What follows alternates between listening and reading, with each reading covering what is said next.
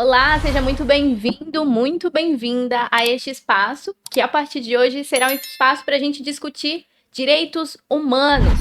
Um tema que talvez possa te assustar, parecer distante, mas muito pelo contrário. Ele está em todas as partes e hoje um convidado muito especial vai destrinchar então o que é direitos humanos.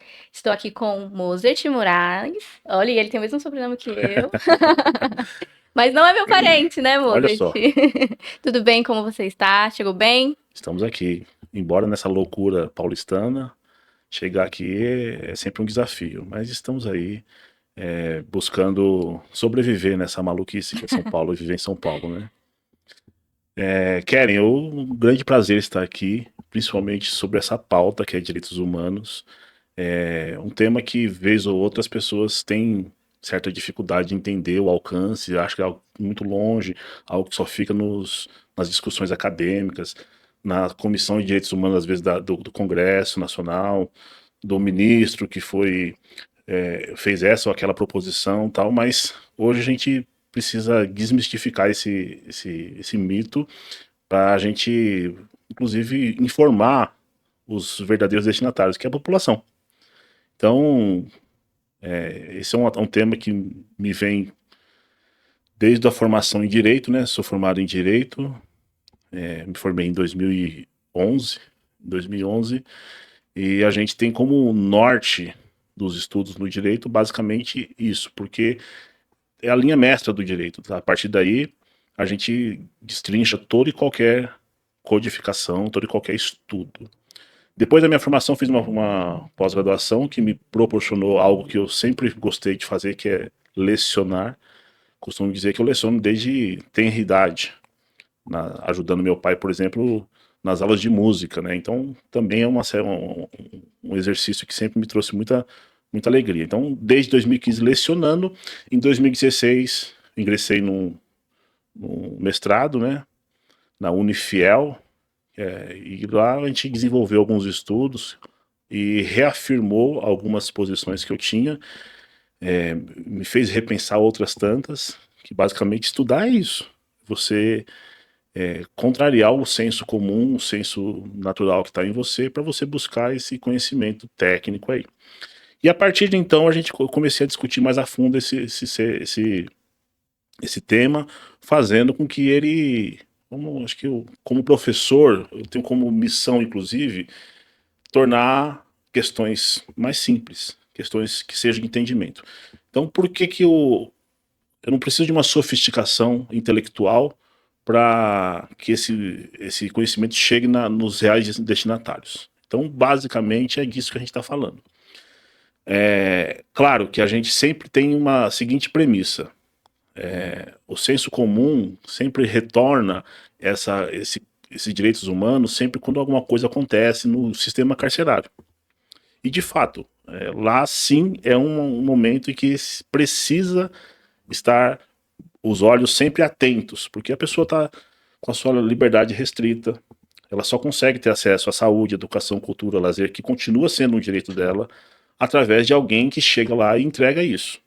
Então, se por um acaso o poder público falha nessa prestação de serviço, existe sim a necessidade que alguém faça essa, esse apanhado de denúncias, por exemplo, e leve para os órgãos competentes. Então, o fato, por exemplo, da pessoa estar cerceada da sua liberdade por conta de um crime, por exemplo, isso não tira dela a sua essência como ser humano. Então, Uhum. pois não. Desculpa até te interromper, mas isso que você falou já abre aqui espaço para pontuar uma questão importante. A gente escuta hoje muito aquela narrativa de que direitos humanos é sobre defender bandido, né? Então, por que esse pensamento? Por que a gente chegou nesse ponto, Mozart? E eu gostaria que você destrinchasse um pouco pra gente. Isso conta um pouquinho sobre a nossa história recente. Nós tivemos um período de apagão de direitos humanos. No Brasil, existe uma fala popular que não é para amadores, e de fato não. O Brasil teve um protagonismo importantíssimo no período pós-guerra. Tem lá uma reunião da ONU que reúne todos os grandes líderes mundiais, e o Brasil sempre, por tradição, é que abre esse, essas reuniões, esse trabalho. O presidente brasileiro sempre faz essa abertura e é logo em seguida a maior nação, maior economia, maior poderio bélico que fala. Então o Brasil fala antes do presidente americano. Isso faz um protagonismo. Então esse protagonismo não trouxe uma realidade muito interessante para o Brasil. Nós tivemos uma ruptura democrática em 64 que durou até 85, com alguns lampejos aí de que nosso governo simplesmente não estava nem aí para os direitos humanos. A partir de 88 que isso foi institucionalizado na Constituição Federal. Então, essa visão de quem estaria contrário às normas, ou seja, praticou algum crime, não teria qualquer merecimento, fala muito sobre a nossa história recente da ditadura. Mas, basicamente, direitos humanos, nós vamos elencar 3 principais dimensões. A primeira dimensão delas a gente vai chamar de liberdades negativas. O que são as liberdades negativas? Aquelas proteções que nós temos contra a atuação estatal. Então, na essência, nós estamos falando de direitos humanos de uma proteção vertical. Vertical por quê? Tem alguém acima de mim, o Estado, e esse Estado, na formulação de políticas, na formulação de legislação, na condução de toda uma sociedade, ele vai precisar observar alguns parâmetros mínimos ali. Então, assim, ele não pode interferir na sua liberdade de ir e vir, ele não pode interferir na sua liberdade de pensamento, na sua liberdade de crença, ele não vai interferir na sua liberdade de expressar esse pensamento. Claro, no Brasil hoje nós temos algumas limitações com relação aos crimes. Ninguém tem liberdade de cometer crimes, tem liberdade de expressar seu pensamento, mas a partir daí você tem toda uma codificação que protege se dessa expressão nascer algum crime. Então, essa primeira geração, o Brasil, por exemplo, esteve vedado disso, principalmente depois do ato institucional número 5, que fechou o Congresso, limitou consideravelmente o habeas corpus, que é um instrumento também que visa garantir direitos humanos. Aí vamos para uma segunda dimensão. A gente vai chamar de direitos sociais. Aí que você precisa ter uma atuação muito mais proativa do Estado. Estou falando de direito à educação, cultura, lazer, saúde, direito trabalhista, direitos previdenciários, essa gama de direitos que nós temos como sociedade. Se você perguntar para qualquer estudante de direito, lá no artigo 5º, as liberdades e garantias individuais, o artigo 6º, os direitos sociais, o artigo 7º, os direitos trabalhistas. Então, a partir dessa noção de segunda geração, não é que ela vem... a palavra de geração não quer dizer que um sobrepõe o outro, eles têm que coexistir. Então, qual é a grande diferença? O Estado não interfere. Você tem as suas liberdades de crença, liberdade religiosa, liberdade de expressão, ele não interfere em nada disso. Na segunda, ao contrário, ele precisa fazer as coisas acontecer. Aí você começa a destrinchar, inclusive, que tipo de Estado queremos. Hoje, com todos os seus problemas, um grande orgulho da população brasileira é o SUS. Sim. Hoje, o grande orgulho nosso de atendimento universalizado tem seus problemas, claro que tem. Mas passamos por um período recente aí da pandemia que o Brasil era uma espécie de espelho na pulverização da vacinação. Diferente de outros países, por exemplo, os Estados Unidos, que tudo isso é privado. Qualquer atendimento que você tenha nos Estados Unidos vai ser cobrado. Se você chamar uma ambulância que você passou mal, essa conta vai chegar para você. Porque lá o Estado entendeu que a livre iniciativa vai cuidar de tudo. Já o Estado brasileiro entendeu que alguns direitos sociais, em especial, educação, cultura, lazer, será provido pelo Estado também. Claro que tem as suas peculiaridades também na iniciativa privada. Nós temos aí escolas particulares, nós temos os hospitais particulares, mas também vai ser gerido como coisa pública. Então, a terceira dimensão de direitos humanos, que a gente fala de direitos coletivos. Por exemplo, algumas codificações ambientais visa proteger a posteridade, ou seja, as próximas gerações. Não é uma coisa que só vai atender a mim, pessoalmente. Então, assim, a gente precisa criar um meio ambiente equilibrado para, inclusive, garantir esse acesso nas próximas gerações. Isso a gente está falando de terceira dimensão de direitos fundamentais. Então, assim, se você tem uma escola no seu bairro, Se você tem uma UBS próxima da sua casa, isso a gente está falando de direitos humanos. Se você consegue chegar, por exemplo, que uma ambulância te socorra numa emergência, a gente está falando de direitos humanos. Se você tem a liberdade de expor as suas ideias dentro daquele limite que você não atinja direito alheio, nós estamos falando também de direitos humanos. Se você, por um acaso, vai com a sua carteira de vacinação completa, com todas as doses possíveis, isso a gente está falando de direitos humanos. Inclusive, esse movimento precisa sempre ser revisto, porque o Brasil passou por erradicar doenças que a gente nem imaginava mais e passamos a ter problemas recentemente por conta da cobertura vacinal não estar naquele nível adequado. Se não me engano, acima de 95%, 97%, a depender da doença. Então, nós tivemos alguns movimentos anti-vacina que gerou essa cobertura vacinal deficiente e a gente começou a ver diversas doenças que estavam erradicadas no Brasil voltarem. Então, é isso que a gente está falando de direitos humanos. Desde a liberdade que você tem de ir e vir a qualquer momento. Se você está me assistindo aí, conhece alguém que viveu na década de 70 nesse país, qualquer pessoa que fosse surpreendida depois de determinado horário, que não estivesse com a carteira de trabalho, ele teria muitas dificuldades para explicar o porquê estava depois de certa hora. Qual era o senso comum? O que uma pessoa de bem estaria fazendo a essa hora? Hoje você não precisa explicar para ninguém por que você está em determinada hora, em determinado local. Se você nada estiver fazendo de ilícito, você não precisa sequer explicar o porquê que você está ali. Agora, se algo de ilícito estiver fazendo, possivelmente você vai poder sofrer alguma sanção. Agora, fora isso, você tem a liberdade de ir, de vir, de expressar a liberdade cultural, a liberdade de produção científica. Então, por mais que isso possa parecer utópico, hoje nós vivemos essa realidade. Ah, mas está acontecendo uma regulação de rede social. Regulamentar não significa que você está tirando liberdade. Você está colocando responsabilidade para as pessoas agirem dessa forma. Qualquer ambiente de imprensa hoje, qualquer órgão de imprensa precisa e é responsável pelo conteúdo que produz.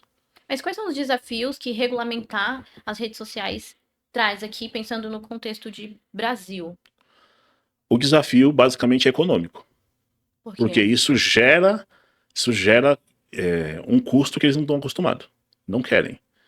E, em geral, as grandes redes, as big techs, têm a sua origem americana. E para o americano, liberdade de expressão é uma coisa muito diferente da nossa. Por exemplo, a Ku Klux Klan ainda sobrevive nos Estados Unidos. Movimentos identitários supremacistas brancos ainda é uma realidade nos Estados Unidos. E por conta de uma Constituição extremamente que ampliou esse conceito, não se vê nenhum movimento contrário a isso. Seria inimaginável no Brasil hoje um movimento parecido com a Ku Klux Klan. Inimaginável.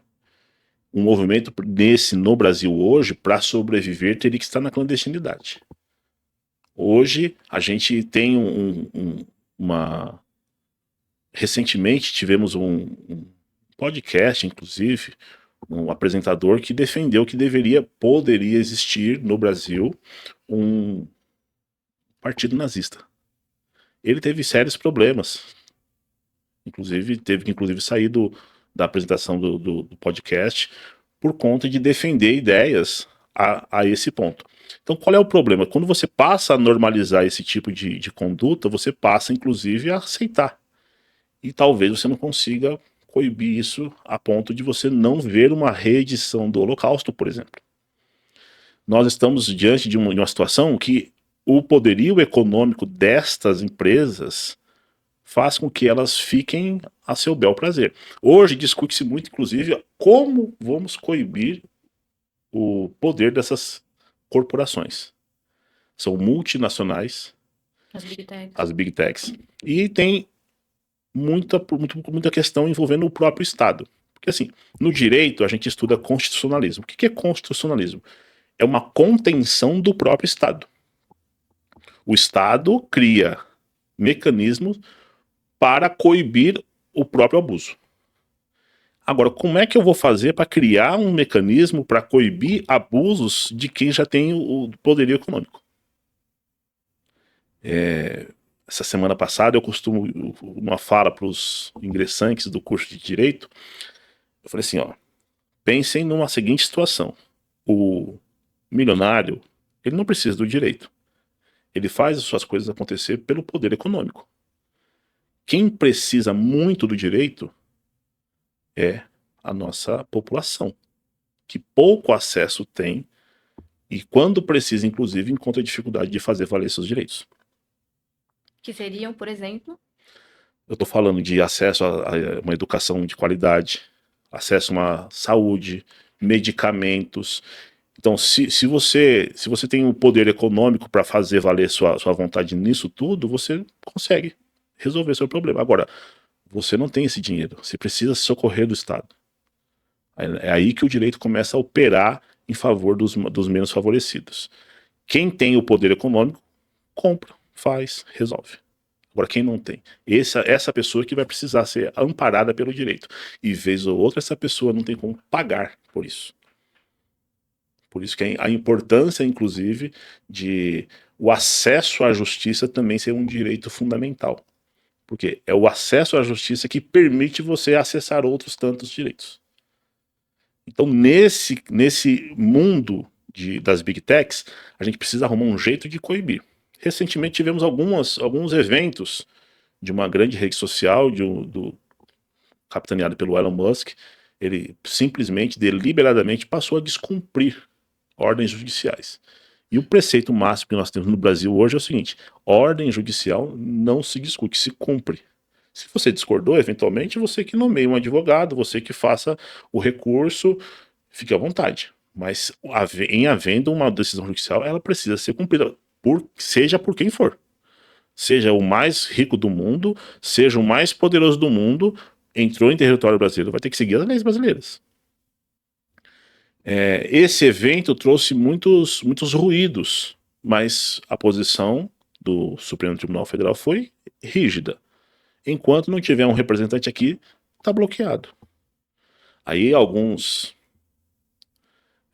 influenciados inclusive pelas próprias Big Techs, a desinformação começa a nascer a partir daí, passa a entender que isso é um cerceamento de liberdade. O que eu ouso discordar. A gente gosta de usar o latinês, né? Com todas as vênias, a quem pensa de forma diferente, mas precisa seguir regra. Não seguiu a regra, você pode sofrer as sanções. Então, essa é a base do direito. Então, assim, o desafio hoje no Brasil é econômico. Por que as Big Techs não querem fazer mediação de conteúdo? Basicamente porque isso envolve custo, envolve mão de obra. Eles querem fazer mediação única e exclusivamente por inteligência artificial, que reduz consideravelmente os custos disso. Me parece muito estranho, por exemplo, que você não coíba racismo nas redes sociais. Que você permita, em nome da liberdade de expressão, que um conteúdo racista seja impulsionado monetariamente, inclusive. Se você fizer uma pesquisa, você vai perceber que muito conteúdo dessa natureza é, inclusive, monetizado. Ou seja, a empresa está recebendo para promover racismo, para promover pornografia infantil. Sim. Ou pelo menos não promover, mas pelo menos não coibir. Por que essa empresa não vai ser responsabilizada? Lembrando que um dos direitos que nós temos também humanos aí, os direitos coletivos, envolve o direito do consumidor. Se eu estou acessando com o meu celular numa tela, alguém está pagando por isso, isso está sendo rentável para alguém. Ah, mas você não está pagando nada. Embora você não esteja pagando nada, alguém está sendo rentável, para alguém está sendo rentável. O tanto de views, o tanto de visualizações, o tanto de seguidores, isso tudo tem a ver com uma certa monetização. E essa empresa, se ela paga para alguém, é porque ela está ganhando muito mais ainda. Então, as redes sociais, as Big Techs, revolucionaram a publicidade no Brasil, no mundo. Porque antigamente você tinha que pagar para um grande órgão da imprensa por alguns segundos no horário nobre. Hoje você consegue direcionar para o seu cliente, para o seu público, com uma precisão cirúrgica. Eu só quero atingir pessoas entre 18 e 25 anos, com determinada escolaridade, com determinado grau de instrução, com determinado poder aquisitivo. Então, se o meu produto custa mais do que determinada faixa da população não consegue, essa propaganda não vai chegar. Então, isso é muito caro. E por isso que a gente tem os dados. Dizem que é o novo petróleo, né? Que você consegue gerar muito dinheiro de publicidade para você direcionar especificamente. Então, o nosso grande dilema hoje é econômico. Que a legislação há uma certa predisposição dos órgãos brasileiros de regular essa atividade. Porque pensa comigo, a televisão, todas as redes de televisões precisam seguir regras. Se alguém falar uma bobagem lá, que ela vai responder por isso. Porque todo mundo que está assistindo é consumidor da Rede Globo, da Rede Record, todo mundo ali é consumidor. E tem uma regra do direito do consumidor que todos na cadeia produtiva respondem solidariamente. O que é solidariamente? O consumidor que se sentiu lesado, se por um acaso você se sentir lesado por algum conteúdo que você entendeu racista e isso te afrontou na sua honra, por exemplo, na sua dignidade, você pode tanto o produto que está sendo anunciado como o veículo que está sendo noticiado. Porque você é consumidor daquela propaganda, não só do produto, da propaganda também é uma forma de consumo. Então, nesse aspecto, a gente precisa sempre lembrar desse pequeno detalhe. As redes sociais não querem ter essa responsabilização. Então é super correto a gente afirmar que as violações de direitos humanos, elas ganharam outras roupagens com essa sociedade hiperconectada que a gente vive, né? Outras roupagens, inclusive, para subvertê-las. As violações de direitos humanos hoje, estão subvertidas, inclusive sobre o discurso de ódio. O discurso de ódio vem com a roupagem de liberdade de expressão. Se você perguntar para um alemão o que ele acha de um discurso nazista, ele vai ser claro em dizer que isso não pode mais acontecer. Embora na história recente aí a Alemanha teve seus problemas, ela não quer retomar esses problemas todos. E a Alemanha demorou, inclusive, para se reunificar como um todo. O Muro de Berlim caindo em 89 não significa que a partir de 90 tudo não. Tivemos, inclusive, alguns eventos que trouxe essa visão nova da Alemanha que quer apagar esse passado. E a gente se vê, às vezes, num discurso de pessoas que querem ver, inclusive, direitos rechaçados de forma aleatória por conta, por mero inconformismo político. Então a pessoa está num palco falando determinadas questões, exigindo direitos humanos, quando na verdade ele não percebe que essa liberdade que ele tem, se não tivéssemos num sistema democrático, ele não poderia fazer. Então, alinhando toda essa roupagem nova que se tem aí dessa sociedade hiperconectada, falamos há pouco. A vida não acontece na tela do celular. A vida acontece aqui, no dia a dia. Como é que essa pessoa não consegue visualizar, por exemplo, que o direito que ela tem de ver uma tela não se compara, por exemplo, a ter um saneamento básico na sua casa. Saneamento básico na sua região. Uma UBS próxima. Um sistema de vacinação eficiente. Uma erradicação de doenças. Uma escola decente. Por que a gente precisa ter vestibular, Keren? Exatamente porque a demanda é maior que a oferta. Isso não era para existir vestibular. A gente normalizou Sim. a guerra por uma universidade pública pelo vestibular. E a gente normalizou, quando na verdade isso não deveria existir. A pessoa tem direito à educação. Quando a gente fala que tem direito à educação, a gente não está falando de educação básica. Não está falando de ensino médio. A gente está falando de tudo. A gente está falando de creche para as mães que precisam de sair para buscar o pão de cada dia, não tem com quem deixar seu filho. Nem todo mundo tem uma rede de apoio eficiente para deixar com os seus filhos. Ela precisa desse apoio da creche, depois da escola fundamental, depois do ensino médio, ensino profissionalizante, a universidade pública. Um ex-ministro da educação chegou a dizer o absurdo que faculdade não era para todo mundo. Pode ser que nem todo mundo escolha, mas papel do Estado garantir esse acesso. E esse é um discurso que tem ganhado bastante força, né? Só que o filho do rico continua fazendo faculdade. Olha, é interessante. Então, tem gente que prefere defende, por exemplo, que o dinheiro público deveria servir para ensinos profissionalizantes, enquanto a classe mais privilegiada aí da nossa população continua frequentando as universidades federais, universidades de ponta e não pagando nada por elas, não pagando diretamente, paga com seus impostos e tal. E aí tem uma outra questão que vamos ter essa conversa aí nos próximos anos, que é a nossa tributação muito desigual. Muito desigual. Então, a gente precisa sempre lembrar disso. Quem está no topo da sociedade aí com seus privilégios todos, esse camarada não quer nem saber de acabar com a universidade pública.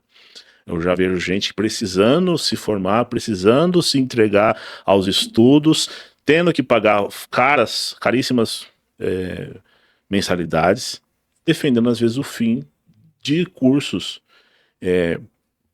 Tem uma cena do filme Lista de Schindler, que ele estava fazendo quem entra, quem não entra tal, e perguntava a profissão das pessoas. Sua profissão, professor de história. Não serve para nada. Ou seja, eles queriam levar para as pessoas, e ele sai indignado, assim, como eu ensino as pessoas o que aconteceu no mundo, eu ensino as pessoas como evitar determinados comportamentos e tal. E isso, para aquela cena específica, agora, se você é marceneiro, se você é pedreiro, se você é serralheiro, você vai ter uma certa função. Ou seja, por que a gente desvalorizou tanto os cursos das humanidades? É a coisa mais difícil. Hoje, eu trabalhei em 2 instituições que o curso de letras foi extinto. Porque não tem demanda. Por que não tem demanda? Porque o mercado disse que é melhor formar engenheiros, é melhor formar contadores, é melhor formar jornalistas, é melhor formar advogados.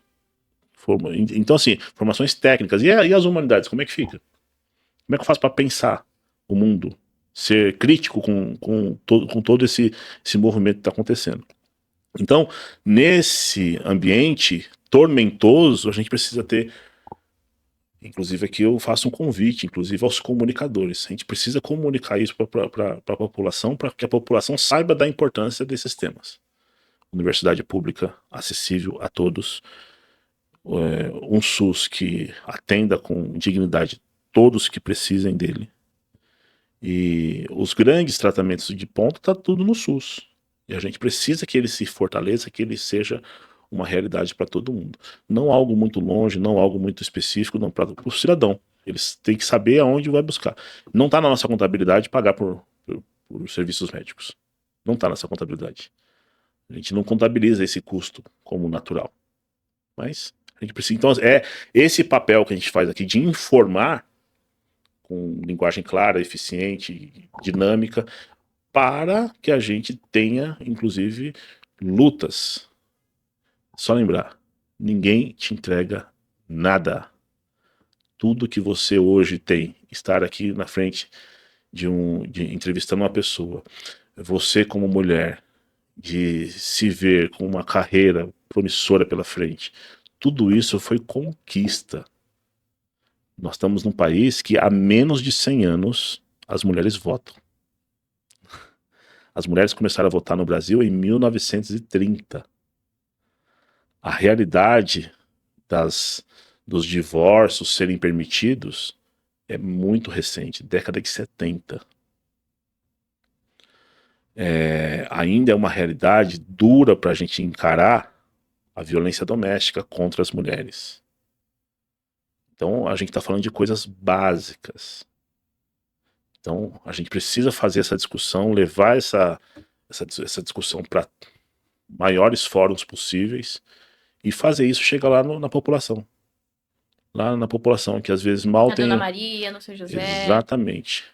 Aqui, lá no ponto de ônibus, naquela discussão, ao invés de falarmos da novela, do que está acontecendo, não sei na onde, ou de que o político resolveu fazer isso, fazer aquilo, a pessoa discutir. Por que que a minha UBS não tem um remédio X? Por que para mim conseguir remédio tal, eu preciso ir em tal lugar? Por que eu preciso ir na Defensoria Pública para que o Estado me entregue uma vaga na creche? Com raríssimas exceções, você vai ver que a maior parte da procura na Defensoria Pública é por isso. Vaga em creche e medicamento. E lembrando que na Constituição Federal está dizendo que tudo isso é um direito do cidadão e uma obrigação do Estado. Mas você acha que parte dessa resistência da população aos temas relacionados aos direitos humanos também é fruto de uma impunidade que existe no Brasil? Quero citar aqui os exemplos claros de racismo, por exemplo. E principalmente quando as manifestações racistas acontecem na internet, a gente pouco vê a efetividade do direito. Então, quais são os imbróglios que a gente tem nisso Precisamos tudo? separar dois assuntos aí, viu, Keren? Importantíssimo. Se existe uma coisa que não existe no Brasil, é a impunidade. Você logo em seguida falou sobre racismo. O próprio racismo indica que a punição existe nesse país. Como assim? Uma punição que privilegia uma população já minorizada. Então, o que eu quero dizer para você? Hoje nós temos cerca de quase 1 milhão de pessoas presas. 1 milhão de pessoas presas no Brasil significa que nós somos a terceira maior população carcerária do mundo. Então, impunidade é uma coisa que não existe nesse país. Punição existe. Isso está claro. Agora vamos mudar a palavra então. Talvez exista uma seletividade. Boa. Então pode ser que exista uma seletividade, mas impunidade não, porque a população negra, a população pobre, a população vulnerabilizada, a pessoa que buscou um tratamento, sanar a fome do seu filho e não conseguiu pelo trabalho, não conseguiu pela pedindo, não conseguiu em lugar nenhum, essa pessoa vai dar um jeito. E às vezes ela dá um jeito furtando uma peça de carne. O sistema pega essa pessoa. Mas a elite que vem com um discurso racista, ela não consegue imaginar isso. Ela não consegue imaginar que alguém vai buscar a sua punição. Quando a gente fala também que pouco se vê a efetividade, a gente vai entrar numa discussão longa. Complexa, com muitas camadas. Porque eu sou advogado, sou professor. E que já adiantando a gente vai discutir no podcast, né? Com certeza. Por que eu tô falando isso? Para você caracterizar como racismo, tem que ter múltiplas facetas. Porque o direito penal, ele exige que você tenha o fato e a norma. E tudo tem que se encaixar perfeitamente. Aí que tá a grande dificuldade. Quando eu atinjo uma raça, uma classe determinada de pessoas, eu tô falando de racismo. Agora, quando eu uso meios raciais para diminuir essa pessoa em específico, a gente está falando de outro crime, com pena muito mais branda. E nós temos um sistema hoje que privilegia consideravelmente o patrimônio. Às vezes, acima da própria dignidade da própria vida. Então, se por um acaso eu roubar o teu celular, eu vou estar lá com a pena lá de 4 a 10 anos.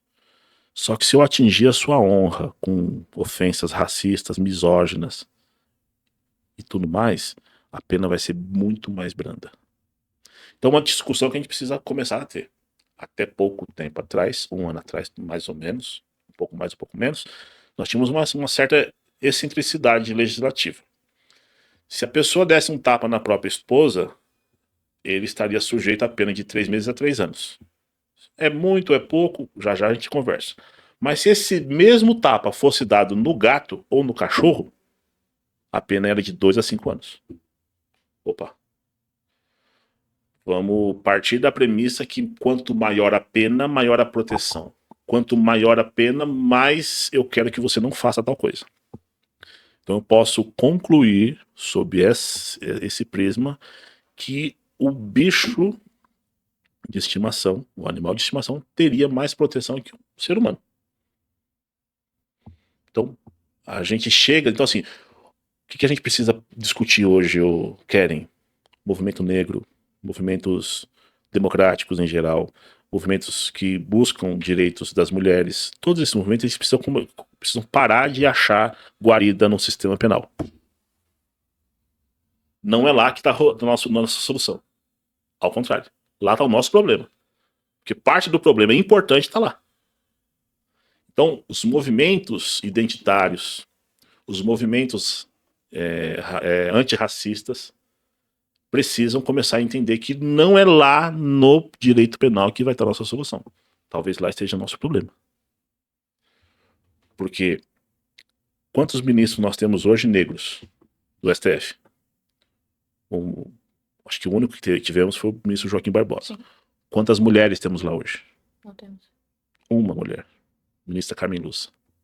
Sim, entendi. Mulher negra, perdão. Mulher negra, acho que nunca houve. Eu pensei em mulher negra. Nunca houve.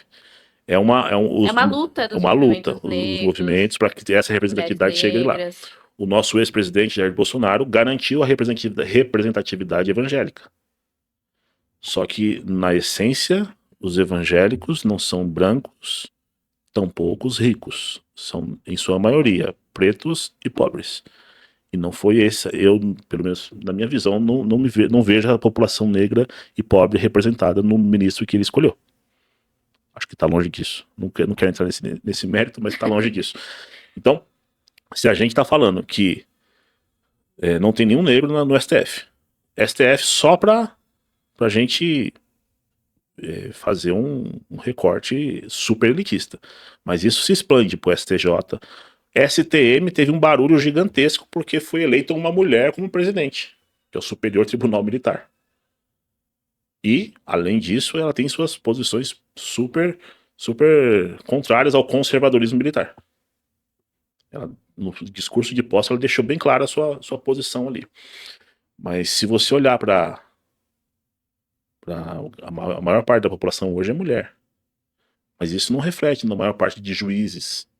A maior parte da nossa população é preta. Isso não se reflete nas universidades. Se eu perguntar, vamos inverter agora, Keren, quantas pessoas negras tinha na sua sala de universidade? Nossa. 3 no máximo. No universo de quantas pessoas? Minha turma não era tão grande, mas em uma turma de 25 pessoas? 30 pessoas? Menos de 10%. Não, um pouco mais de 10%. Fui ruim na conta aqui. E na universidade toda, essa representatividade era maior? Não era. Então a gente tá errando, tá falhando muito aí. Uma professora negra também. Então, isso eu vejo nos meus alunos. Não ficou faltando meio ponto, não? Não. Que bom. Então, assim, a gente vê esse movimento, isso não se reflete nas noções de poder. Eu lembro o barulho que foi quando a Magazine Luiza fez um processo seletivo só para pretos. Preconceito, não sei o que. Mas eu vejo o barulho que acontece quando a presidente do Palmeiras, não que eu tenha qualquer simpatia pelo Palmeiras, futebol, sob o aspecto futebolístico, mas eu fico imaginando a gritaria que foi quando ela foi dar uma entrevista coletiva, não, só vai entrar mulher. Mas foi uma gritaria nada mais frágil do que a masculinidade tóxica, né? Sim, com certeza. Nada mais frágil. Nossa, um absurdo. Um absurdo foi por tanto tempo e ninguém falou nada. Não podia entrar mulher. A mulher, quando começou a conquistar esse espaço, foi a muita luta, foi sofrendo muito preconceito. Aí ela chegou no poder de um clube e tal. Mas essa limitação gerou um barulho danado. E o oposto nunca foi visto. Então, assim, voltando. O oposto está posto todos os dias. É isso. Pergunte para qualquer mulher. Eu falo para meus alunos o seguinte: se não basta você não ser preconceituoso, só com as mulheres que você tem relacionamento. Isso é nada. Você precisa ter uma postura contrária a tudo isso. Eu falo para meus amigos, meus amigos, meus alunos, para onde eu quiser, eu vou falar isso. Eu nunca tive medo de sair da minha casa a hora que eu bem quisesse. Talvez eu tinha medo da minha mãe de não me deixar, mas eu nunca tive medo de sair da faculdade e ir pro ponto de ônibus e andar em grupo para que alguém não fizesse algum tipo de violência contra mim. Nunca tive essa possibilidade. Nunca pensei nessa possibilidade. Nunca foi uma questão para mim se aquela rua ela tinha iluminação pública ou não. Nunca foi uma questão para mim se eu ia usar determinada roupa, o que alguém ia pensar disso. Se alguém poderia fazer algum julgamento sobre mim, sobre Abre esse uma aspecto. bolsa dentro de uma loja. Exatamente. Nunca foi uma questão para mim, por exemplo, buscar meios de me proteger de alguém que eu não conheço. A menos que essa pessoa visivelmente vá me agredir. Mas esse é um medo de toda mulher. Não é A ou B. Não é aquela que mora nesse lugar ou naquele outro lugar. Todas as mulheres, independente da sua classe social, elas sofrem esse tipo de medo. E é papel nosso, homens, proporcionar um ambiente seguro para as mulheres. Então, eu nunca, sobrepondo a questão feminina, também a questão racial, a última vez que eu fui parado pela polícia, no alto dos meus privilégios da branquitude, eu tinha 14 anos de idade. Tá com quantos anos, você? 42. E por um acaso, claro, com as aspas devidas aqui, eu fui parado porque eu estava do lado de um amigo negro. Então, isso fala muito sobre a nossa sociedade. Então, assim, concluindo o raciocínio, não temos nenhum ministro negro. Se você vê as formaturas dos juízes, dos desembargadores, de todos os tribunais de justiça do estado de São Paulo, de todos os estados do Brasil, você vai ver a predominância de homens brancos. Ah, mas homens brancos não podem ser mais estudiosos do que... Alguma coisa está errada aí. De novo, está no acesso. Eu não posso concluir que o grande problema das pseudociências é quando começam a explicar cientificamente por que os homens negros, as mulheres negras não chegam em posição de poder. Já teve explicação científica para isso. Aí que dá um grande problema. Todo filme de catástrofe nasce de algum cientista não sendo ouvido. E existe um movimento, fica aqui a sugestão de podcast, Ciência Suja. O movimento do negacionismo científico puro nasceu da indústria tabagista, sabia disso? Uau. Porque todo mundo começou a criar, inventar estudos científicos com claramente sem o critério devido, de falar assim, não, fumar não faz mal. Faz mal é ser chato. Então, assim, as pessoas falam, não, isso não faz... Demorou-se muito tempo, pessoas sofreram muito para então vir a afirmação que me parece óbvia, mas pelo jeito não era tão óbvia assim, que fumar faz mal. Eu vejo o Dr. Drauzio Varela fazendo... Ele falou assim, gente, ninguém vai te entregar uma coisa que não vai te viciar. Apenas, então, somente pelo dinheiro. Ele disse essa frase respondendo sobre os cigarros eletrônicos, os vaporizadores, o vape, né, o famoso vape. Famosos pendrives. Exatamente. A pessoa acha que não tá... Pra geração Z, o pendrive. Só porque aquilo não tem o cheiro característico do cigarro convencional, mas aquilo também faz tanto mal quanto um cigarro comum. Talvez até mais, dependendo. Porque, até pela falta de controle, inclusive.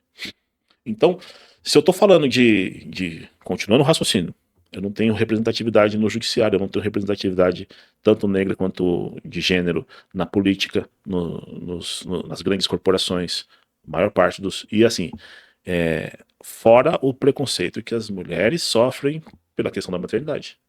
Parece que é um karma que ela carrega.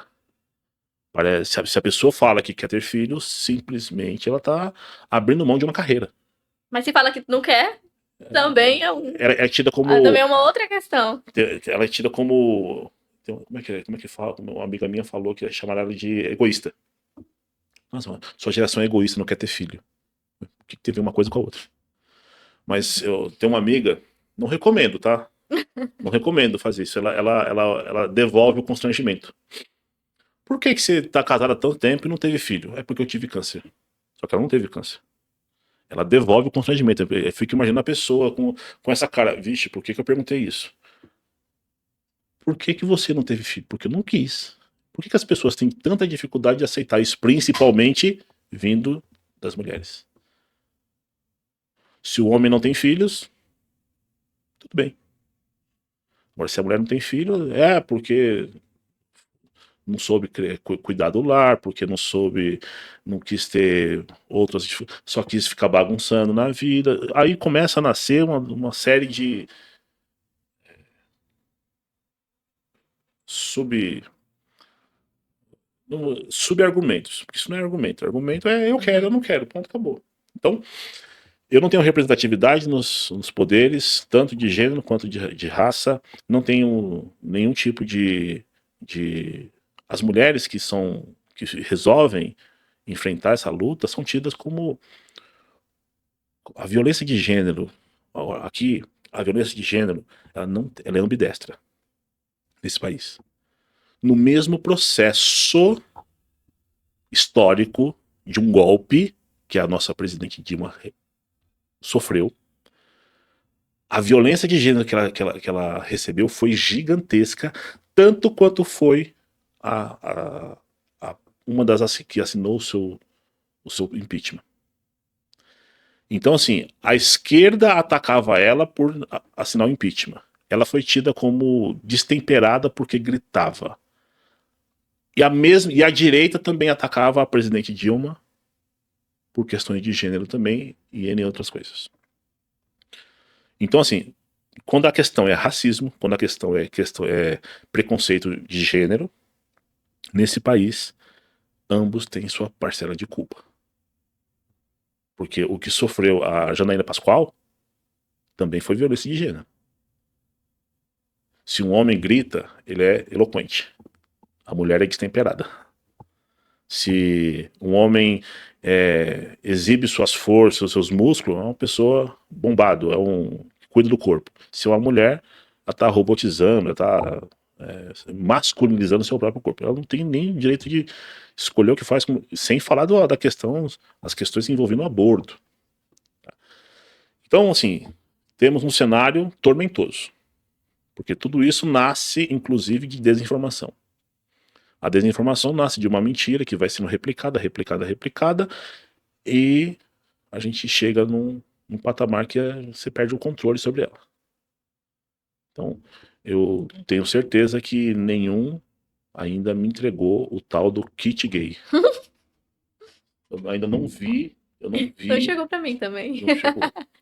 Eu falei numa palestra, se o senhor acredita piamente na existência desse kit gay, significa que o senhor não acompanha a vida estudantil do seu filho. Aí volta, assim, eu devolvi o constrangimento para a pessoa, porque assim, claramente, se você acha que o problema é o tal do kit gay, que você não vai lá na escola saber como é que tá os banheiros, que você não vai lá ver como é que tá a qualidade do livro que é entregue, e assim vai. Então você não participa da vida estudantil do seu filho, coisa que seria o óbvio. Então, estamos aí para buscar essa falta de informação, para que a gente consiga entregar para a população informação. Mozart, a gente já está caminhando para o final dessa nossa conversa, mas eu queria muito trazer outro ponto. Ano que vem será um ano muito decisivo, ano de eleições novamente aqui no Brasil, e para além de todos esses desafios que hoje a gente tem relacionados à internet, às redes sociais, às big techs, agora tem a inteligência artificial também. Na sua avaliação, o que nos espera para esse próximo ano? E qual que é o nosso papel no sentido de ficarmos alertas na defesa dos direitos humanos, pensando em tudo isso que vem pela frente. E aí, para a gente fechar, a pergunta do milhão. A internet é, de fato, uma terra sem lei hoje? É sobre quem grita mais alto? Vamos começar pela última pergunta. Não é terra sem lei.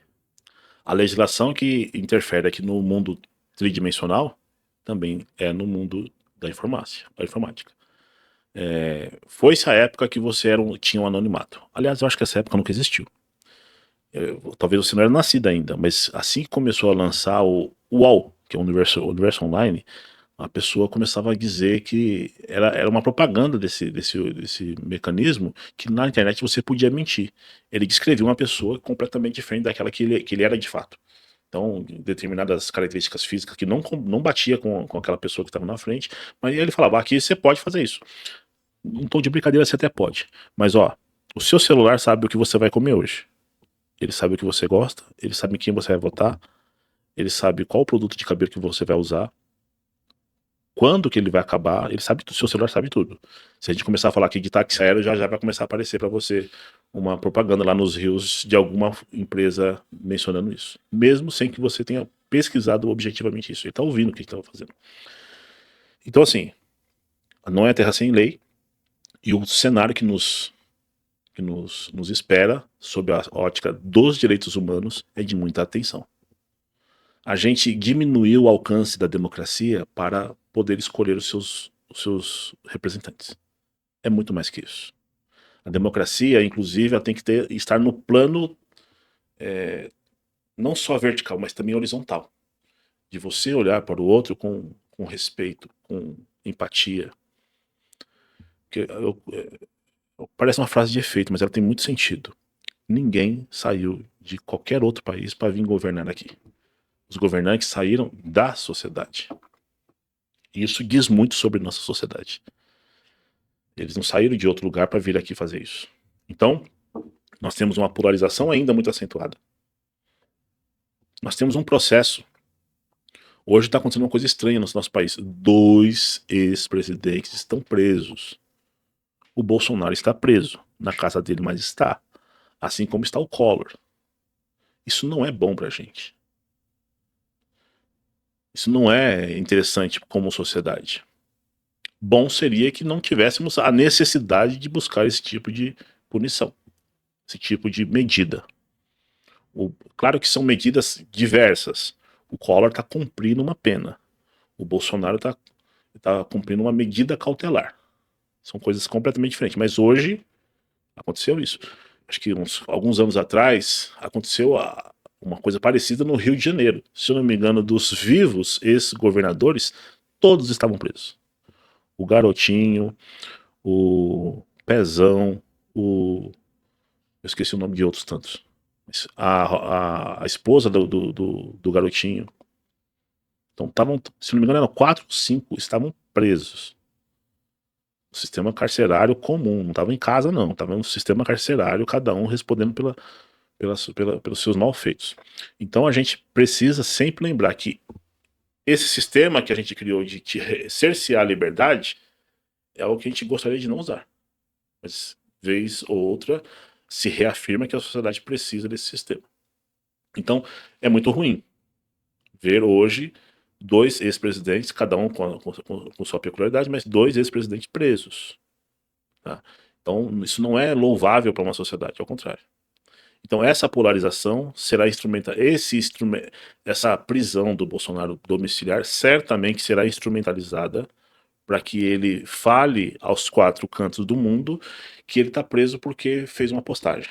Não, ele não está preso porque ele fez uma postagem. Hoje é isso, mas em breve sairá uma decisão que tudo leva a crer que ele será condenado pelos crimes que ele cometeu lá e contra a democracia. Então a gente precisa parar de pensar que não ter democracia é não votar. Não, eu tenho outras formas de você acabar com a democracia. A democracia ela pode ser acabada pela instrumentalização das instituições. Como instrumentalizar? Eu tiro todos os ministros do STF, por exemplo, e coloco todos eles alinhados ao meu pensamento.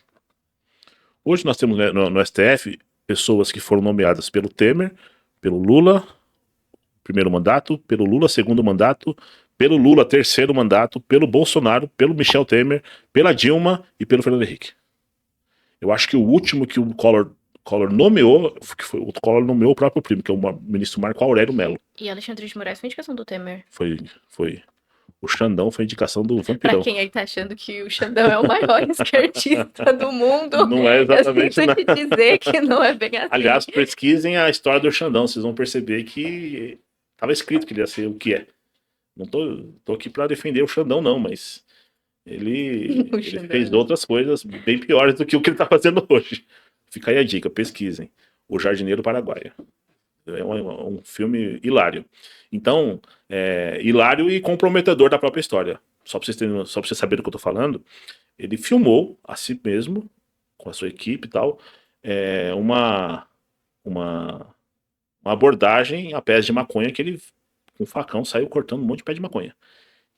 Anos depois, no STF, ele votou favorável à descriminalização do porte para uso da maconha. Então fica aí só uma pitada para os próximos. É o Brasil do Brasil. Não é para amadores. Não é. Bom, gente, muito obrigada. Eu que Foi muito bom agradeço, conversar com querida. você. E estou ansiosa aí pelas nossas próximas conversas também. Fica à vontade para fazer seu encerramento. Obrigado. Fica aqui o convite para que as pessoas comecem a se informar sobre o assunto. E lembre-se, direitos humanos não é só para defender bandido. É também. É também para Também. Porque o fato de ele ter cometido um crime não tira dele a humanidade. É isso que nos iguala Maravilha. a todos nós. Tá bom? Muito obrigado, querida. Obrigada, Mozart.